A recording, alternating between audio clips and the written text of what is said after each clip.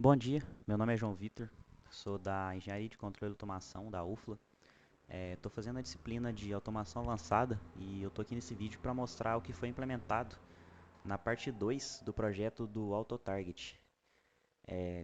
Já estou aqui aberto o Android Studio, que é onde foi desenvolvido esse projeto na linguagem Java. No meu caso, eu estou simulando o jogo na própria ideia do Android Studio, porque no caso eu não tenho um celular Android que eu possa testar, né?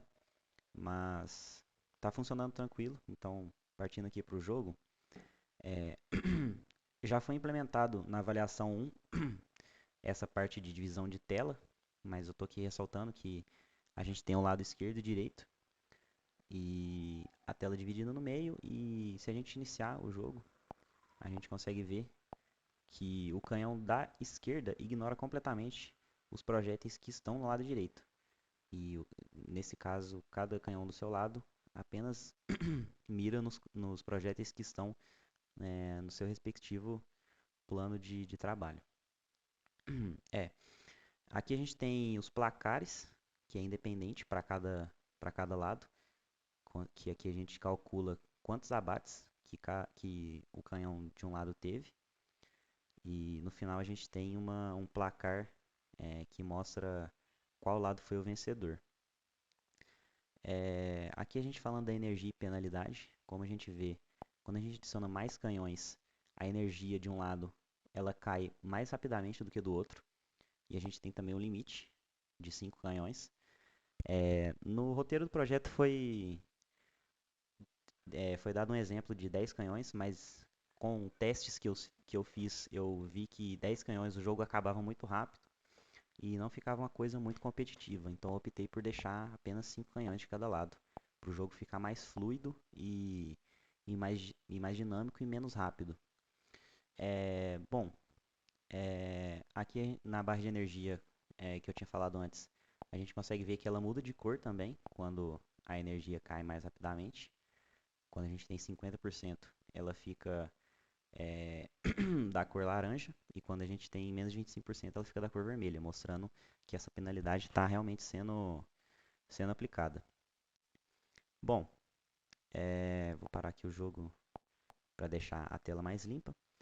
Falando agora dos sensores de reconciliação, eu vou abrir aqui o Logcat, que é que é meio que o que está acontecendo no jogo agora. A gente consegue ver quais são os sensores, o que os sensores estão gerando, e que esses são esses sensores virtuais do jogo. Eles geram dados ruidosos dos alvos a cada segundo.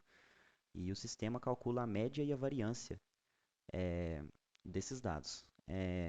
Iniciando aqui o jogo para mostrar melhor, quando a gente adiciona, a gente tem o cálculo desses dados, e a cada 10 segundos a gente tem o motor de reconciliação matricial entra em ação para limpar esses dados. E a gente consegue retornar o centro geográfico real desses alvos. E como aqui a gente está vendo, esses canhões se movimentam para esses lugares para garantir uma eficiência melhor na, para acertar projéteis e conseguir mais abates. A gente tem aqui em tempo real, a gente tem a relocação, e essas linhas são mostradas ao vivo aqui na implementação do jogo no Logcat. Bom, vou fechar aqui e parar de novo. Falando agora da, da realocação, como foi mostrado antes, esses canhões, quando eu coloco eles aqui embaixo e a gente inicia o jogo, depois de 10 segundos, eles não ficam mais onde eu coloquei eles inicialmente, por causa justamente desse cálculo da, da reconciliação. É, eles também, você pode notar que eles também mantêm uma formação meio que circular, e para eles não ficarem em cima do outro, porque o que poderia causar uma visualização difícil e deixando uma coisa mais fluida e mais bonita. Bom, falando da gestão autônoma de threads, aqui a gente pode ver que quando a gente inicia o jogo, se a gente colocar muitos canhões de um lado e colocar apenas um aqui,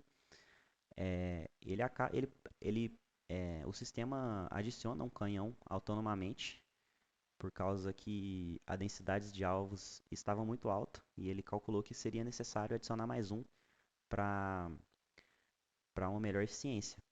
Se eu parasse de gerar alvos, o sistema removeria um canhão para poupar energia. É, e basicamente é isso, a implementação do código, a visualização do jogo. E agora eu vou falar um pouco da implementação do código. Bom, falando aqui um pouco dos sensores, esses sensores virtuais, como é implementado aqui nessa leitura sensor, é, eles, é, eles têm um ruído gaussiano e como a gente tem aqui na classe alvo, a gente tem o método ler sensor, a gente consegue ver que ele usa uma distribuição normal do Java e aplica um desvio padrão de 5% sobre a posição e a velocidade real do alvo. É, foi implementada uma thread, no caso foi, deixa eu lembrar se foi aqui, thread coleta não, foi no jogo. A gente tem uma thread de coleta de dados, que é uma thread dedicada que a cada um segundo fotografa os estados de todos os alvos através dos sensores. Essas leituras são armazenadas em um hash map de DEX, que garante que apenas as últimas 10 leituras por alvo sejam mantidas, e isso otimiza bastante a memória. Aqui também na classe jogo, a gente tem um método getStatísticas, que ele calcula a média e a variância é, das leituras ruidosas. E isso permite que o sistema entenda o quão confiável é a leitura do sensor. E, no caso, quanto maior a variância, mais ruidoso é o sensor. Bom, falando aqui da reconciliação de dados, foi implementado a mesma equação de forma matemática que foi exigida na rúbrica da avaliação, que é essa fórmula bem difícil aqui, né? Mas ela modela a distância dos canhões com fluxo de probabilidade e faz uma realocação inteligente, que com base nas distâncias reconciliadas, o sistema calcula os centróides de massa desses alvos do canhão e define uma nova posição ótima, que garante uma maior eficiência na, no atingimento desses alvos. E agora, a classe canhão ela se tornou uma classe dinâmica.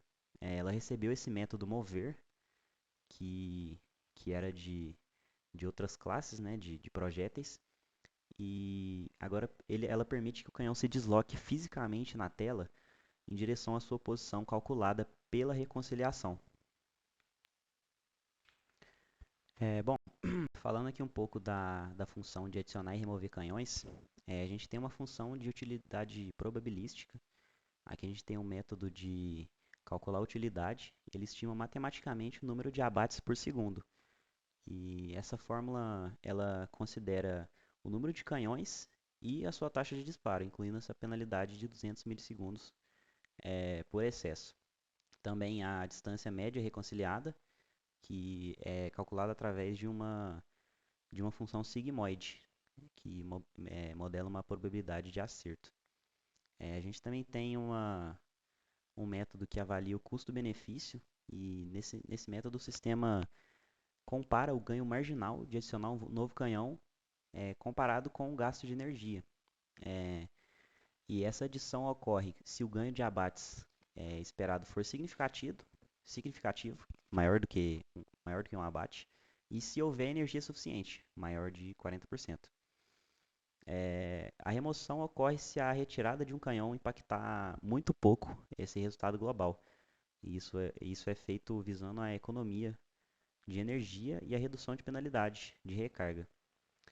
A gente tem a gestão dinâmica das threads aqui na classe jogo.